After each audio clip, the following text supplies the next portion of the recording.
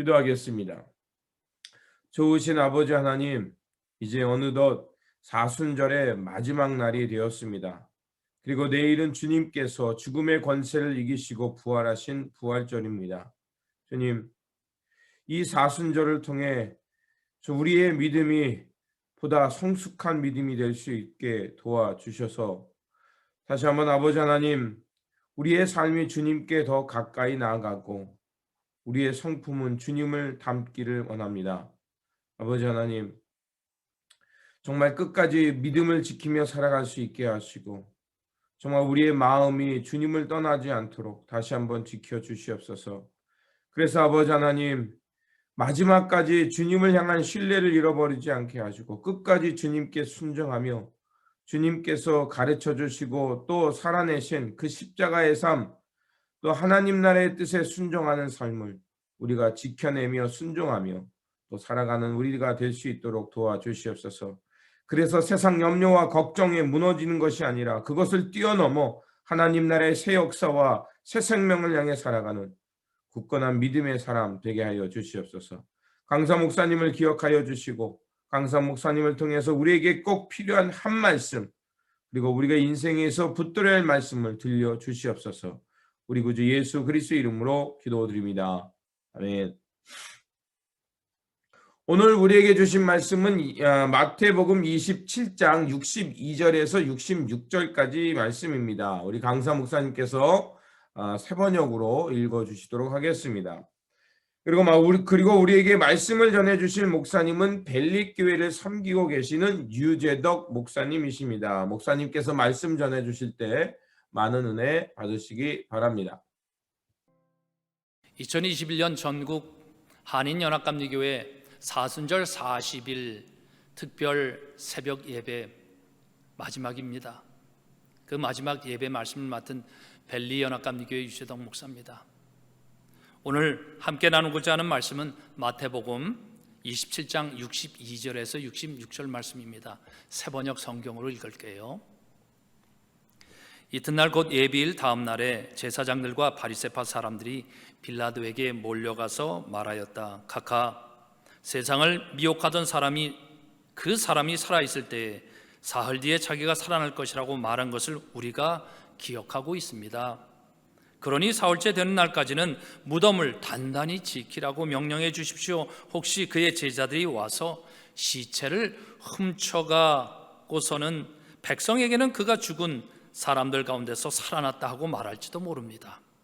그렇게 되면 이번 속임수는 처음 것보다 더 나쁜 영향을 미칠 것입니다. 빌라도가 그들에게 말하였다. 경비병을 내줄 터이니 물러가서 제주껏 지키시오. 그들은 물러가서 그 도를 봉인하고 경비병을 두어서 무덤을 단단히 지켰다. 무덤에 갇힌 예수님, 대충 은혜란 말로 퉁칠 수 없다. 예수님께서 무덤에 갇히셨습니다. 성금요일 어제 십자가에 달리셨고 안식일이 되기 전에 아리마대 요셉이 그 시신을 달라고 해서 수습을 하게 되죠. 그리고 이젠 부활절, 내일 부활절로 가고 오늘 이 사이에 온전한 하루의 이 안식일을 예수님께서 무덤에 갇히신 채로 있게 되는 것입니다. 기도하는 중에 제가 이런 말씀을 좀 드려봤습니다. 예수님 좀 바쁘시긴 하네요. 아직 몸이 얼얼하실 텐데, 아직 그 상처 때문에 몸이 성하지 않으실 텐데 예수님 좀 천천히 가시면 어떻겠습니까?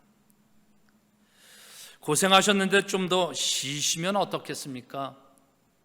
예수님, 우리도 아직 그 슬픔을 가지고 있는데 금방 부활절이 오면 다시 기쁨으로 넘어가야 되는데, 근데 슬픔이 깊어야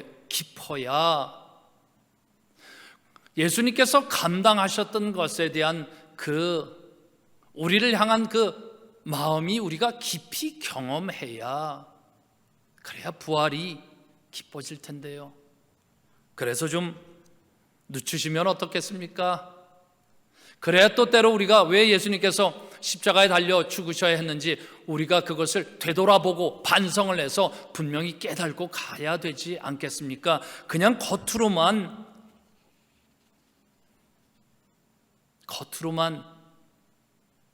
예수님께서 죽으신 것 슬퍼하고 갈 수는 없습니다. 예수님께서 어떤 말씀을 하신 것 같습니까?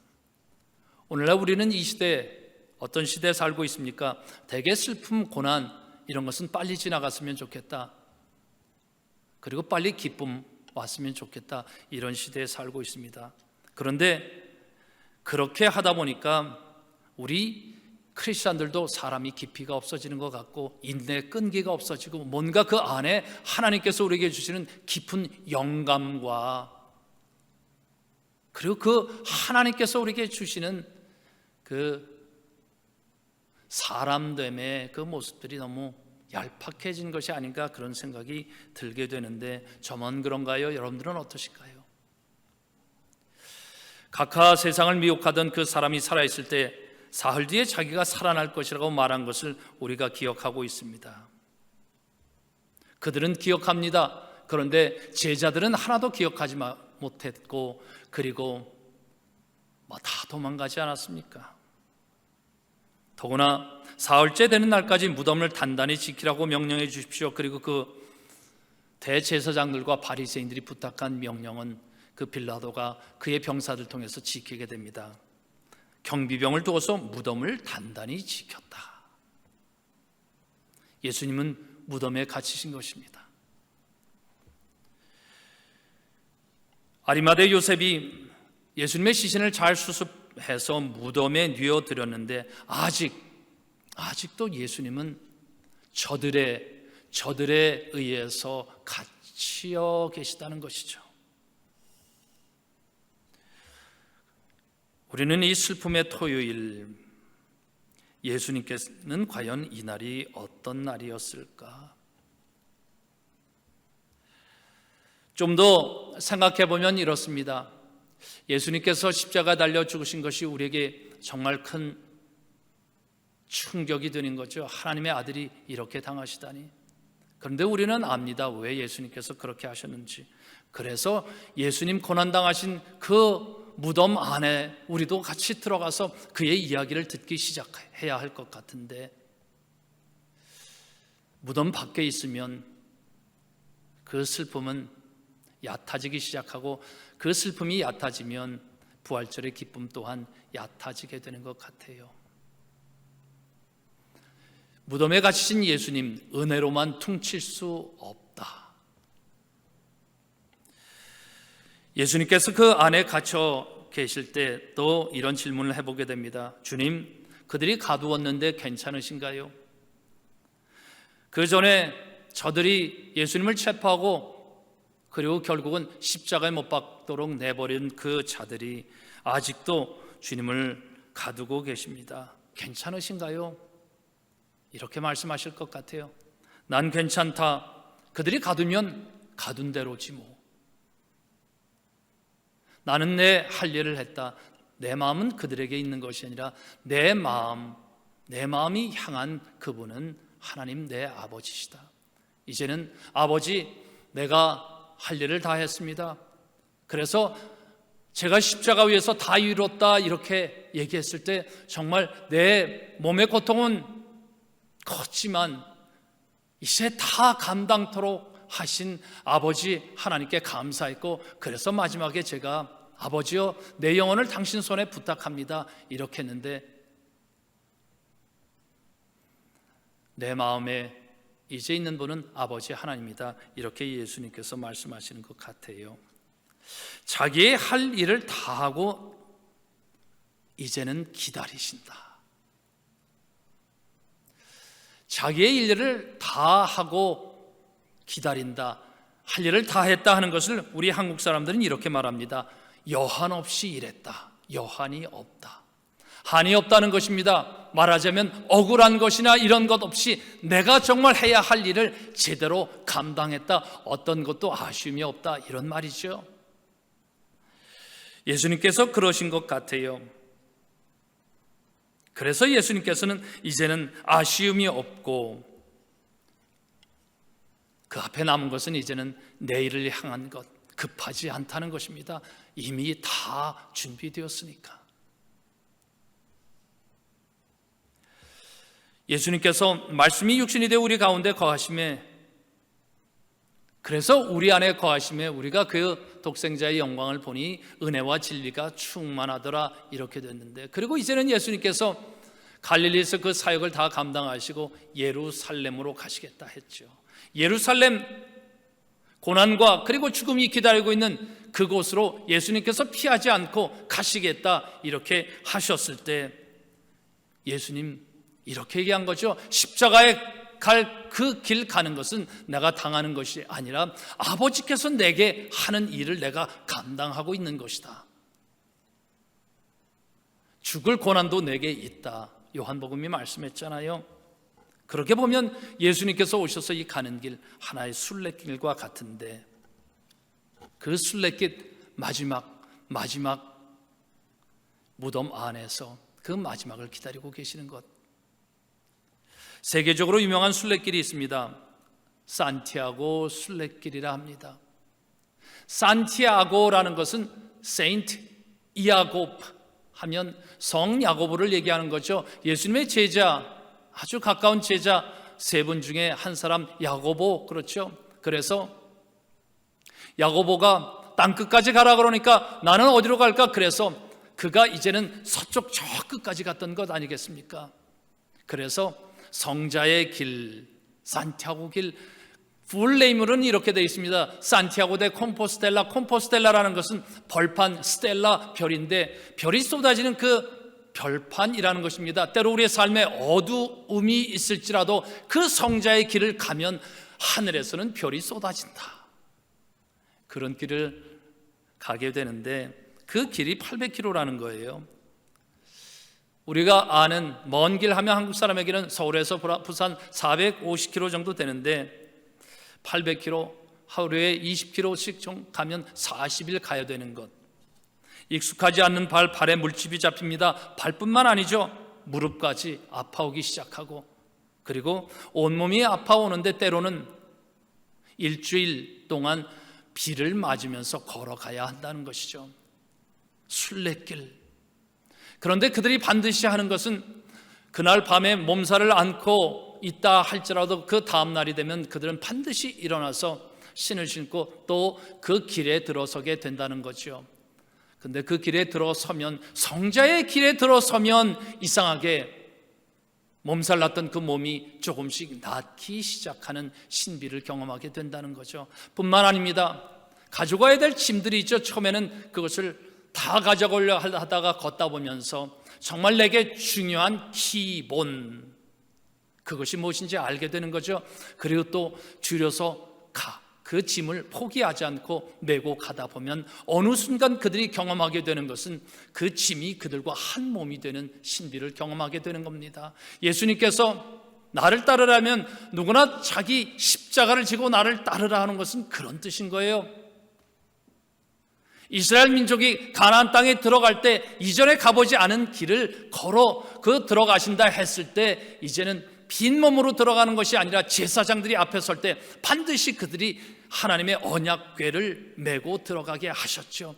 그랬더니 이제는 그 예수 그리스도의 십자가가 우리와 한 몸이 되고 하나님 언약궤의 말씀이 그들과 하나가 되는 것을 경험하는 중에 말씀의 능력이 그들에게 나타나고 십자가의 능력이 그들에게 힘이 된다는 것 아니겠습니까? 그것이 순례길인데, 산티아고 이 순례길 그 마지막 종점은 산티아고 데 콤포스텔라 성당이라는 그 광장인데, 그 광장에 사람들은 도착하면 누구나 다 울기 시작한다는 것입니다.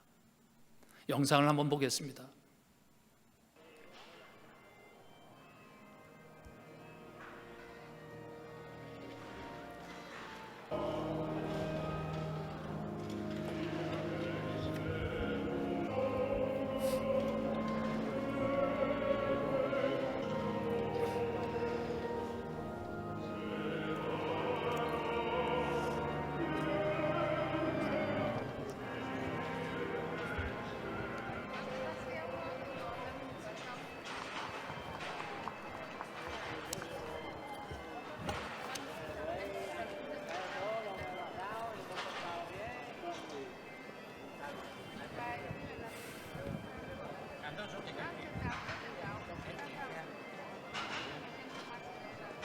이 젊은이에게는 어떤 사연이 있을까?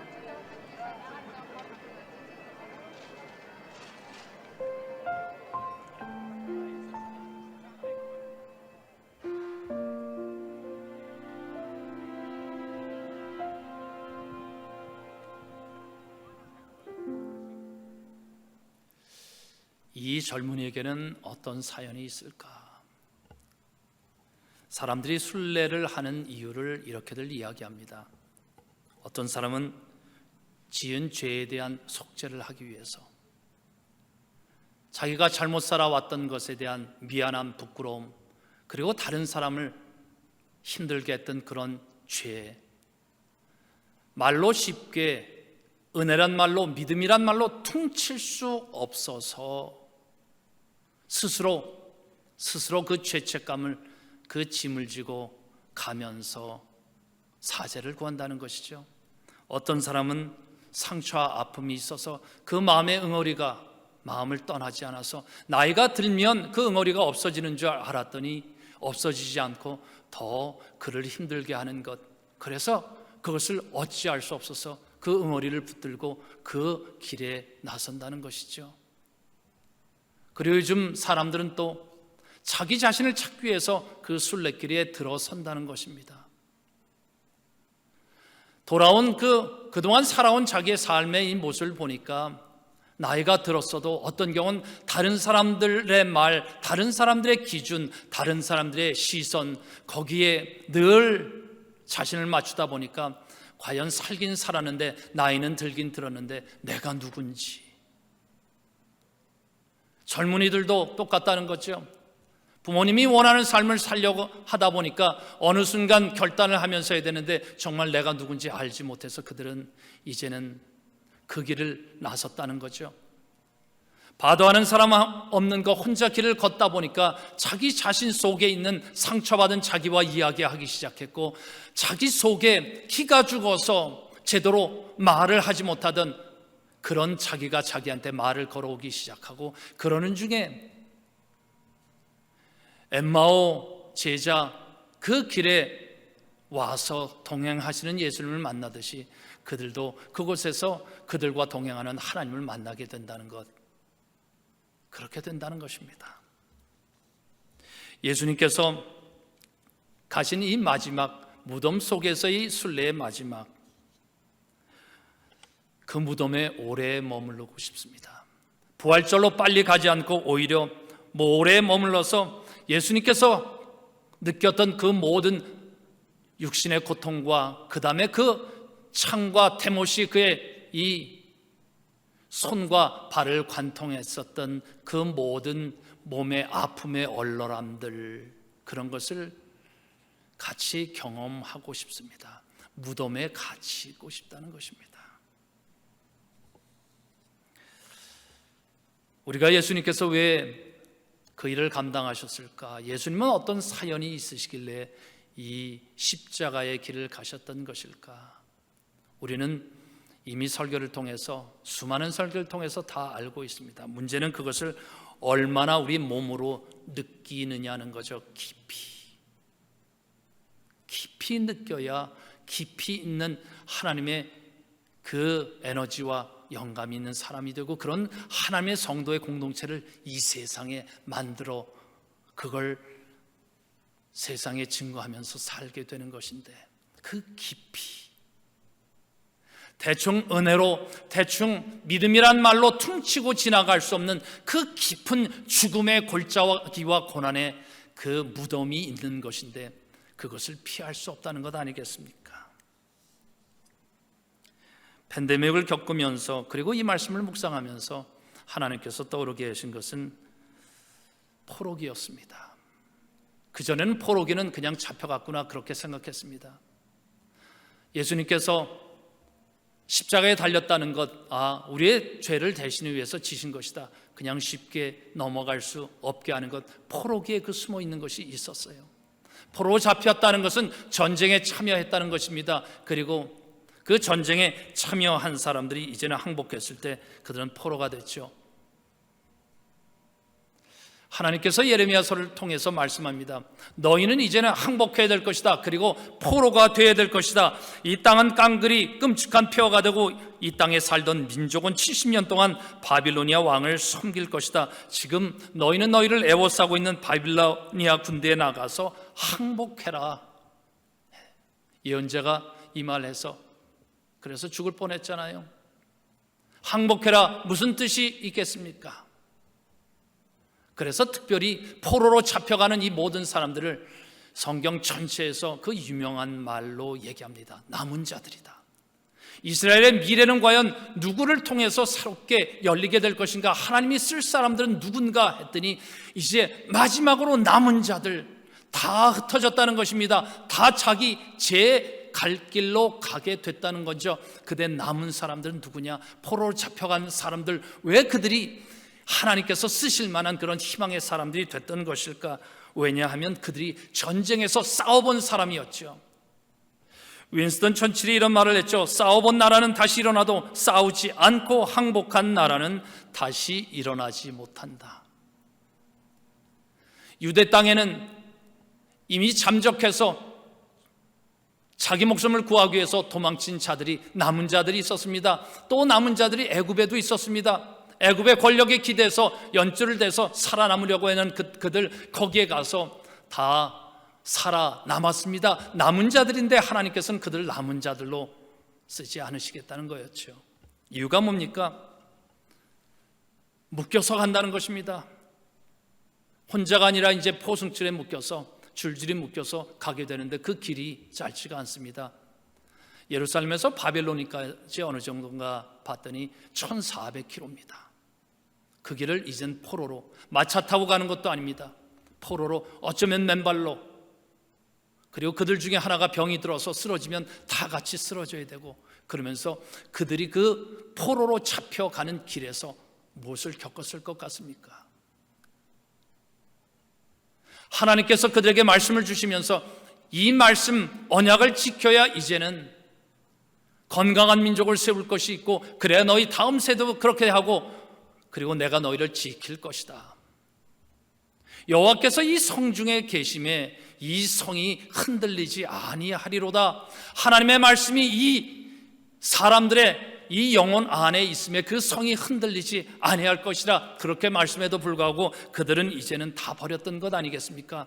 그래서 하나님의 말씀을 버린 것, 하나님을 버린 사람들의 그 결말은 전쟁이었고 패한 것이었고, 그들이 겪은 참혹함 그들은 알았을 것입니다.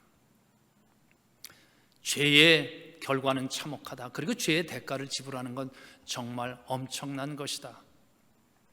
그리고 그들은 그 바닥에서 새로운 것을 경험하게 됐을 것입니다. 우리가 베이직이란 말을 합니다. 뭔가 근간이 되고 기초가 되는 베이직이란 말을 하는데, 베이직의 뜻은 그 베이스, 바닥에 떨어져 본 사람, 바닥까지 거기에 끌려 내려가 본 사람만이 베이직, 바닥을 알게 된다는 것이고, 그리고 무엇이 중요한지를 알게 된다는 것이죠. 남은 자들, 그들은 포로로 잡혀가는 것, 마치 예수님께서 십자가에서 그리고 무덤에 갇히신 그 길을 갔다는 것입니다. 말씀을 마무리합니다. 그 젊은이에게는 어떤 사연이 있을까? 예수님께서는, 하나님께서는 어떤 마음으로 이 모든 일들을 하고 계시는 것일까? 오늘 예배를 드리는 우리는 어떤 사연이 있으십니까?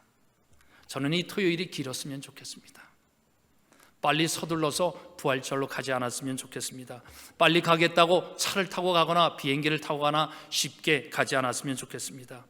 이 순례의 마지막 광장 끝, 부활의 그 현장에 섰을 때 그 부활의 감격을 실제로 깊이 경험해야 하기 때문에 그렇습니다. 무덤에 갇힌 예수님, 그와 함께 머물며 그의 고난과 고통을 다 느끼는 사람들은 이제 왜 예수님이 베이직이 돼야 하는지, 왜 예수께서 내가 곧 길이요 진리요 생명이 돼야 하는지, 왜 이 세상에 우리가 붙들 것은 오직 하나님밖에 없는지, 그것을 알게 되는 것이고, 그리고 그것을 깊이 알수록 하나님께서 우리에게 주시는 이 부활의 감격이 깊어질 것이라는 것입니다. 여러분 어떠십니까? 예수님께서는 부활절 준비되셨다 합니다. 여러분들은 준비되셨습니까? 교회를 함께 섬기는 부목사님이 저에게 이런 말을 했어요.